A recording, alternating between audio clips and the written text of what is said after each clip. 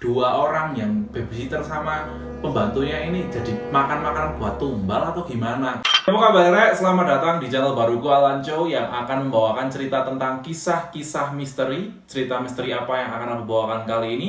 Penasaran? Langsung mulai.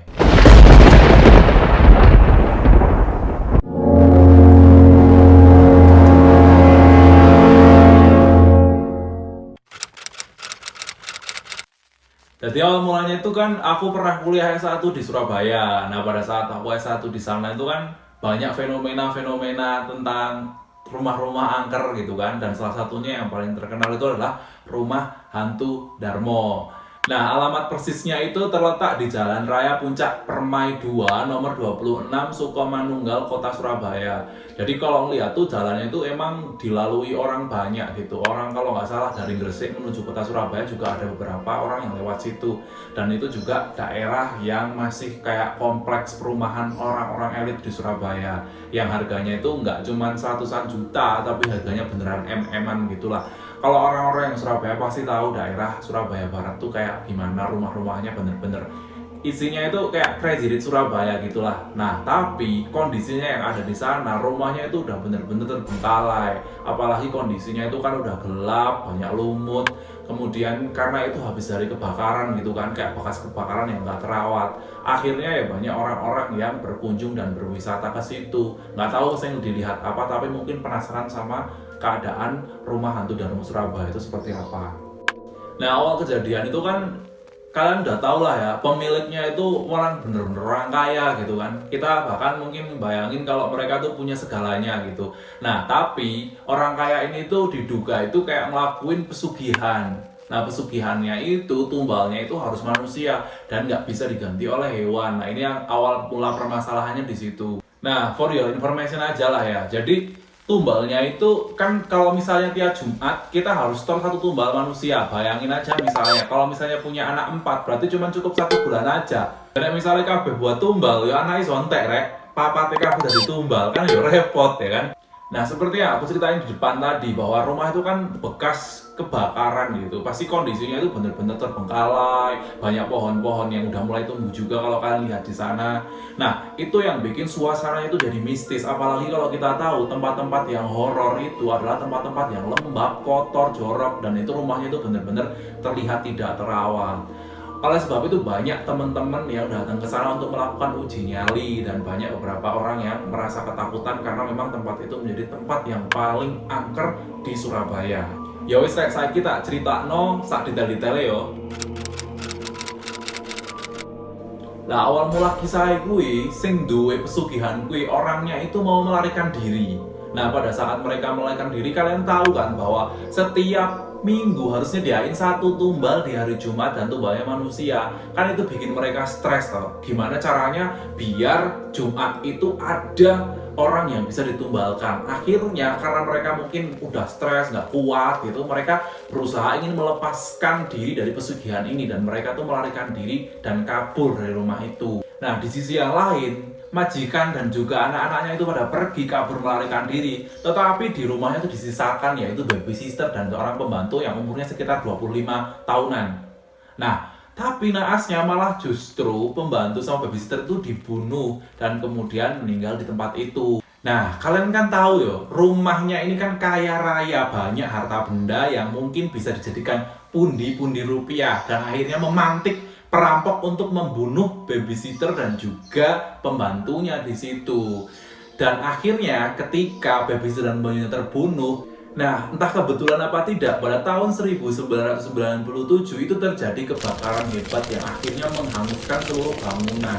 Kalau kita bisa lihat beberapa foto, itu bangunannya benar-benar hancur dan juga bahkan atap-atapnya itu udah nggak ada. Jadi kalau dibilang rumah hantu serem apa enggak, ya karena udah lengkap, udah ada yang meninggal di situ dan bahkan rumahnya terbakar, ya udah lengkap sudah. Nah, di awal kan aku udah cerita bagaimana majikannya itu berusaha untuk melarikan diri. Memang cerita ini tuh ada beberapa versi, tapi akan aku ceritakan kepada kalian. Ya apa ceritanya? Langsung aja. Nah, kan ono rong versi ya. Versi pertama itu keluarga itu kan melarikan diri. tapi melarikan dirinya mereka itu pakai kapal pesiar. Nggak ragu lah ya, misalnya Crazy Rich Surabaya, jadi mereka punya kapal sendiri untuk melarikan diri. Kalau kalian mungkin pakai becak atau pakai gojek kaburnya gitu kan.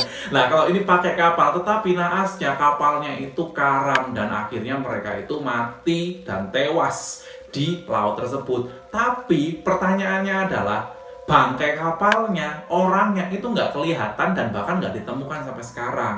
Nah itu kisah yang pertama. Nah kalau versi yang kedua, itu mereka kaburnya itu melarikan dirinya pakai mobil ya, nggak pakai becak juga. Mereka pakai rada branded lah ya, pakai mobil. Tadi kapal, terus sekarang mobil. Mungkin habis ini pesawat, enggak. Nah maksudnya adalah mereka kabur pakai mobil, kemudian mereka juga kecelakaan. Nah tapi kecelakaannya juga nggak ketahuan juga siapa yang nabrak atau mereka kejadian ketabraknya seperti apa. Itu hanya menjadi desas-desus saja. Dua versi ini nggak tahu yang benar yang mana. Kalau menurut kalian yang benar yang mana, silahkan kalian bisa komen. Nah, semenjak rumah itu kemudian terbakar, orang yang punya itu juga meninggal karena kecelakaan, kan yang menjadi pertanyaan itu adalah siapa sebenarnya pewaris rumah tersebut, ya kan? Kalau misalnya kita lihat-lihat kan, dia itu kan pasti punya keluarga, nggak punya adik, punya kakak lah, nggak punya bude, punya tante, atau punya pakde lah. Jadi masih menjadi pertanyaan siapa yang menjadi pewaris rumah tersebut. Atau mungkin bisa jadi orang tersebut yang keluarganya itu malu untuk mengakui karena cerita yang sudah tersebar menjadi pesugihan. Lah kok misalnya tiba-tiba ada pewaris, kon bapaknya pesugihan ya, keluarganya pesugihan ya, itu mungkin menjadi hal yang ditakutkan sehingga sampai sekarang terbengkalai, bahkan tidak diberikan kepada siapapun dan nggak ada satupun yang mengakui siapa pemilik rumah itu. Nah, rumah itu kan nggak ada ahli warisnya kan, tapi penasarannya itu aku kenapa nggak dijadikan kayak taman gitu kan. Bu Risma kan seneng-seneng banget bikin taman gitu kan di Surabaya, tapi sampai saat ini tuh nggak dibikin taman atau diwakafkan jadi musola atau apa. Karena letaknya itu benar-benar di tempat kawasan elit di Surabaya Barat. Bahkan kalau kan lihat rumah samping-sampingnya itu masih rumah-rumah bagus yang dipakai. Dan orang-orang Surabaya yang dari Gresik, daerah sana gitu, daerah situ, semua kalau mau ke kota juga lewatnya situ. Itu menjadi sebuah pertanyaan besar sih dalam ini gitu. Nggak ada yang mau ngerawatnya gitu loh. Kalau kan mau ngerawat ya boleh gitu. Tapi ya tolong dibersihkan dulu rumahnya ya, dibongkar-bongkar dulu. Nanti dibangun istana lah ya, seperti kalian yang kalian inginkan. Tapi kalau kamu tanya, aku disuruh ngurus, yo emoh sih, yo apa ya, takut gitu loh. Maksudnya kita kan nggak tahu rumahnya itu ada kisah yang benar seperti apa. Kalau misalnya tiba-tiba bentuk nongol gitu, terus kalau ngikutin kita di belakang gitu kan, ya rada serem gitu. Mungkin kalau kalian berani mengakui rumah tersebut atau kalian merawatnya, aku yakin kalau kalian minta ke Bu Risma di Surabaya, pasti kalian akan ditunjuk menjadi pemilik dan owner rumah tersebut. Mau? Boleh loh. Nah, teori konspirasi selanjutnya itu rada aneh soalnya. Karena apa? Yang diajak keluar itu cuma keluarganya aja, tapi babysitternya, kemudian pembantunya kok nggak diajak gitu.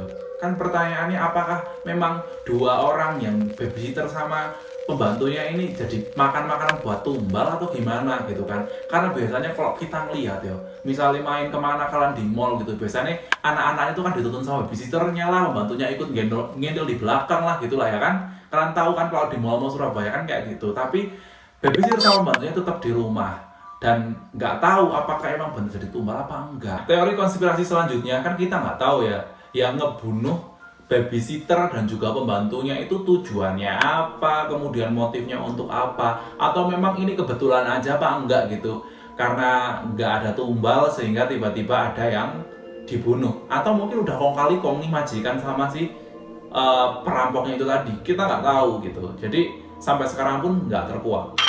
Nah, jadi memang banyak sekali tuh cerita-cerita tentang daerah di rumah hantu Darmo tersebut tuh menjadi tempat yang worrit lah, istilah bahasa Jawanya gitu, kayak mistis gitu kan. Soalnya emang itu deket jalan kalau mau ke kota gitu kan. Nah, banyak penampakan dan makhluk tak kasat mata yang sering mengganggu warga sekitar yang lewat daerah situ gitu. Nah, ini banyak versinya gitu, aku tak bacakan lah. Nah, pertama itu ada penuturan warga sekitar yang lihat ada suara-suara menangis merintih dan perwujudan makhluk kasat mata yang menyeramkan.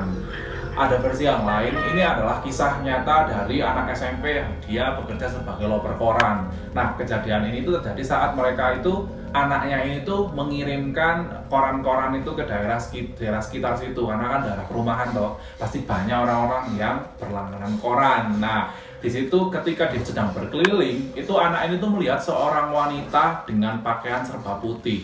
Ya mungkin mau kondangan kali ya, tapi nggak jadi. Sedang berjalan menunduk tepat di persimpangan jalan Puncak Permai depan RHD atau rumah hantu Darmo tersebut. Nah, itu kan kisahnya tuh, banyak pengalaman-pengalaman yang memang orang lewat situ tuh beda-beda. Mungkin kalian punya kisah sendiri, atau mungkin kalian pernah main daerah situ, atau rumahnya tinggal daerah situ. Ayo Rek, kita diskusi bareng di bawah. Mungkin ada kisah-kisah yang tentang RHD ini yang bisa kita kupas lebih banyak, oke? Nah, kan karena keangkerannya itu ya Rek ya. Jadi banyak orang yang berkunjung ke situ, ya biasa ketentengan untuk main ke situ, pamer-pamer, ngevlog gitu lah ya, jalan-jalan, pengen lihat kondisinya seperti apa. Tapi orang yang uji nyali di situ itu kebanyakan mereka tuh kesurupan. Saking banyak yang datang ke situ, kayak udah kayak wisata gitu loh. Pokoknya kalau ke Surabaya, kalau nggak main ke Bonbing Surabaya ya mainnya ke rumah hantu Darmo. Udah kayak wisata-wisata hantu gitu loh. Nah, Rek, kan saking parahnya ya banyak orang-orang yang main ke situ jadi tempat wisata. Yang namanya kesurupan bagi warga sekitar tuh menjadi hal yang lumrah dan biasa. Ya wis nggak kaget. Kalian tahu kan ya, di tempatnya angker, ada kisah-kisah yang menyeramkan di situ, ada misterinya kan tadi, ada hantu-hantu yang pakai baju putih mau kondangan itu tadi. Lah diganggu ya diusik ya pasti mereka akan masuk ke badan-badan orang yang tak bertanggung jawab itu. Nah, itulah yang membuat wisata hantu kalau misalnya ke Surabaya itu pasti ke rumah hantu Darmo Surabaya. Kalau misalnya nggak sampai kebakaran, kemudian dirawat dengan baik, ya nggak serem-serem amat sih. Soalnya daerah itu daerah rame, Rek. Kalau kalian pernah main ke situ di daerah Darmo, itu daerah bener-bener rame dan memang banyak orang lewat situ. Ya mungkin agak serem karena memang udah kebakaran dan cerita-cerita mistis yang menyelingkupi rumah tersebut. Sing majikannya kabur, melarikan diri kecelakaan, kemudian pembantunya yang dibunuh karena perampokan, ya lengkap sudah. Nah, percaya nggak percaya ya itu namanya mitos, legenda masyarakat. Sing A ngomong B, sing B ngomong C, iso tak Z gitu kan. Nah, itu kisah tentang pesugihan rumah hantu Darmo Surabaya. Mungkin kalian tertarik untuk membahas tentang kisah-kisah yang lain. Aku sangat menunggu dan aku bisa diskusi dengan kalian di kolom komentar kan, apa yang kira-kira bisa aku riset, karena aku benar-benar bisa jadi belajar tentang ilmu-ilmu tentang pergaiban. So yo Rek, wis gabone videoku, wis mantengin dari awal sampai akhir kisah tentang pesugihan rumah hantu Darmo Surabaya.